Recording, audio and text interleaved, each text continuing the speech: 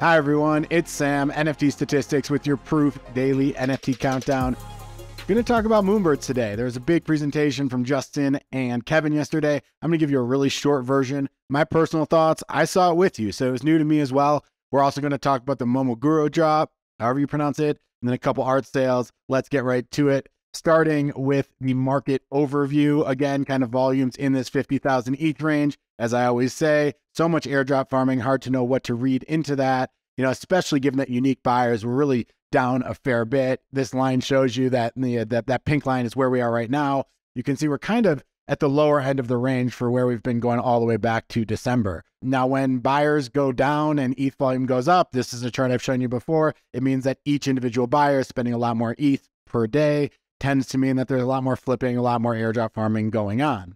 Now, I thought this was a pretty interesting chart. Now, one of the things I'm thinking about is why with volume so high, why are prices going down, prices not doing well? And I think this chart tells you the story. What this chart looks at is the percentage of ETH volume that is happening where the buyer is someone who also sold NFTs that day.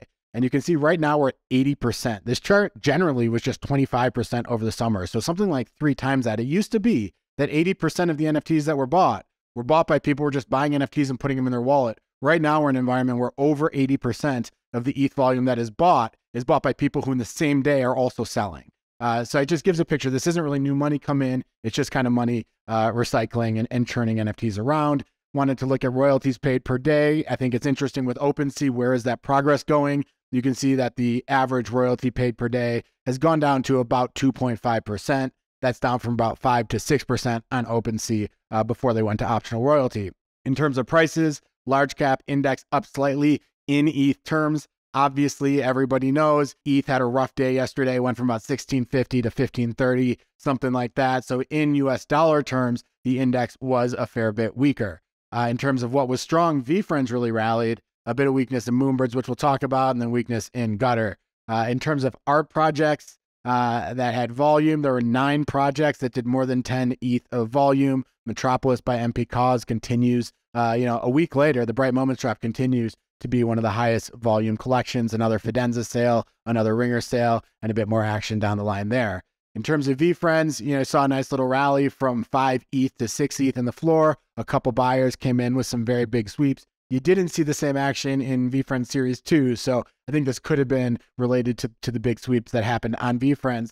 Also, Mutant Hounds. Remember this project, kind of a real early success story. It's really kind of tapered off recently, but they dropped a video with a teaser. It says there's the Hounds layer coming on March 10th. Market didn't really respond positively or negatively. You can see here, we've really come down from that 2 ETH floor that we had mid-January towards closer to a 0.6, 0.7 ETH floor, so not much movement there. Second thing to talk about is the Proof 90-minute video from Kevin and from Justin. I'm going to go through kind of what was basically said. I think people know, the Moonbird price has been going down since obviously a tremendous initial launch and kind of trending lower. And I think that Kevin and Justin and the whole team just felt, we need to provide a much clearer vision for what Moonbirds stand for. Who should be buying Moonbirds? Who shouldn't be? What should you know before you buy? And that was what they went into. I thought this was kind of a funny tweet, 15-second version of the tweet. This is from D's, basically said, we know we had the idea in the beginning with the podcast, with Grails, with art, with the past, got kind of lost a little bit in the sauce, and we're realizing we should focus on art. I think that's the 15-second version, but there's a whole lot more. Let's get into it. First of all, as far as the overall vision, it all centers around art and connecting kind of digital NFT collectors with artists. And I think that's been a lot of the best things that Proof has done in terms of specific announcements. The collective, which ends in 2025, 2 years from now. That is eternity in NFT time. 2 years ago, Bored Ape Yacht Club didn't even exist. So we got that much more time till the end of the collective. But once that happens, they said that the collective will turn into a special type of Moonbird. They use the term elders. I said, don't use the word elder. It's a little too old. Come on, we're all young and having fun here. But now that I look at this art, I think it's kind of cool. We'll see. Maybe the name will change. But 2025 collective turns to elders. Moonbirds, they said, you should buy Moonbirds if you're an art collector. This is the art collector PFP. That is the identity that the team wants for Moonbirds. In terms of Mythics, which is the upcoming drop, that's still planned to come. The eggs that create the Mythics will be coming on April 17th, I believe. That was what the team told me in terms of changes that are happening, from now until January 1st, we're going to see more art-focused drops for Moonbirds, and a lot of these are going to be trait-specific. Already announced a few of those, which I will show in a little bit. And then also this Grails product. The Grails product that Eli has built and has been one of the biggest successes at Proof. Those passes that come to the collective a few times a year have had floor prices of 3-4 ETH. So a really kind of juicy airdrop. And then just also a great way to connect collectors with artists. That's going to be for all of Moonbirds, something like that after 2025. Again, why are we talking about 2025? But here we are. Diamond Nest, we talked about the nest. Nesting has been a big keynote of Moonbirds. That's going to end with a very big drop. It's going to be called the Diamond Exhibition, where people are going to get top digital artist work. It's going to reward the people who nested at the very beginning because you get your pick earlier as you unnet, or in line with when you get to that Diamond Nest. I think all the way down to the minute. A couple other things. They said High Rise has been shelved. The token is not coming anytime soon. As far as the drops that were announced, Nude Birds, like the 4T equivalent of Moonbirds, get a Delu Crest piece, which should be pretty awesome. That's coming on March 9th. Flower Birds got a piece by Camila Noguera. I'll show you that in a second. And Hoodie Birds got hoodies. We all love hoodies. Give them the hoodies. They got those. Okay, cool. In terms of the price response, oddities really moved a lot lower.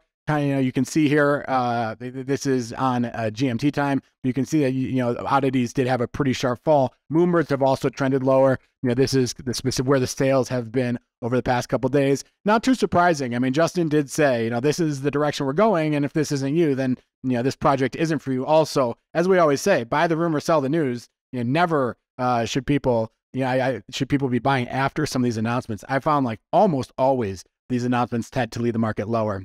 Here is the piece called The Journey that was dropped to Flower in Moonbirds with Flowers. You can see it has a 0.69 ETH floor, so that's pretty awesome. Cool, 96 dropped to the 96 Moonbirds.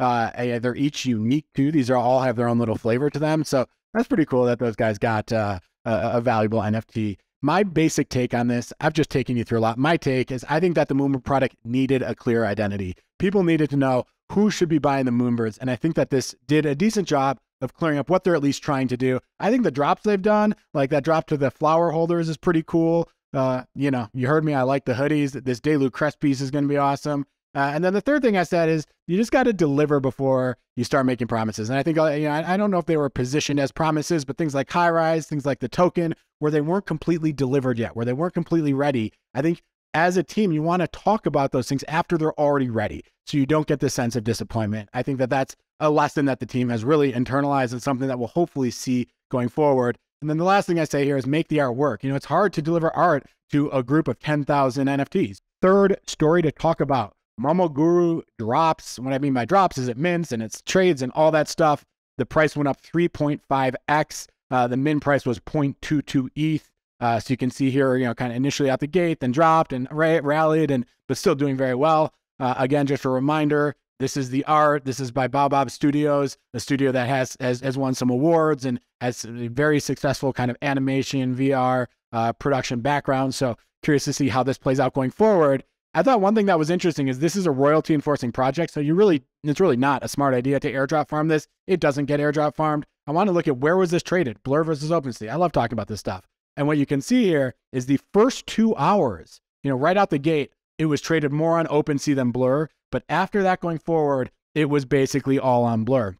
Total market share for the first day of trading, 61.6% Blur, 38.4% OpenSea. So what's interesting here is this is an airdrop farming project. And even a project that doesn't have airdrop farming is seeing more trading on Blur than on OpenSea, showing they've really started to just win market share just for most use cases, specifically that trading use case, but really kind of across the board. So I thought that was interesting. And then the last thing to talk about, notable sales. We'll talk about 3 of them. The first, a CloneX Alien Murakami drip. So for 85 WETH, these spiders on the face really kind of give me the creeps, but still that hat, that, all that stuff going on there is pretty cool. I looked into it. This is an alien type Murakami drip DNA. There are only 4 of these in the entire collection. So this is the grail of the grail. You can see that all 4 of these have traded. This was the lowest price. One traded for 120, 87, 88.88, and this one just traded for 85. Still a really punchy price though for a 5 ETH floor in CloneX.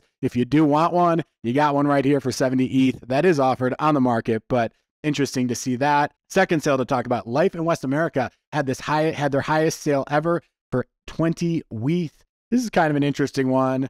I think this project, every single piece kind of makes you just scratch your head and think about what's going on here, but both with this skydiving person and everything going on in this inside of this capsule, who knows, but cool to see that 20 WETH sale. Wanted to have a look. You can see we kind of had a rally from a very low min price to about 12 ETH floor, and it's since come down. Most of the sales right now happening in the 7 to 8. I made this dot here to represent this sale, pink and big. You can see where it is, clearly just a pretty massive sale there. Last trade to talk about, Chapter 1 Lux by Ben Strauss, 8.679 ETH. This was the highest sale on Super Rare. This is a really cool sale. Just kind of did a little bit of digging into it. And Ben Strauss says, Lux is the genesis chapter of my pursuit of equilibrium body of work. We will see more of this. Nothing you see here is generated by a computer. Let's look at this again. All camera generated. Not sure exactly how he does it. Check Ben Strauss' Twitter, maybe DM him, try to figure out what's going on. But really cool image. We're going to be getting more. I just think this is a really cool concept. Now, if you look at Ben Strauss's work, you can see most of it really is in this kind of landscape photography realm. 5.5 ETH sale, 6 ETH sale, 7 ETH sale. This 12.1 ETH sale on the lower right had a bit more tech to it. It had a bit more video animation, different scenes coming in play. That one sold more. What's interesting is that this piece here, kind of a new concept, is trading at 8.679 ETH, a premium to his amazing landscape work. So cool to see the innovation here. Cool to see him exploring. Excited to see what comes next. That's all for me today. I hope you liked the show. If you did please like it below. Please subscribe to the channel. Tell your friends about it. We appreciate that a lot. We'll be back on Monday and every weekday with another show. Have a great weekend.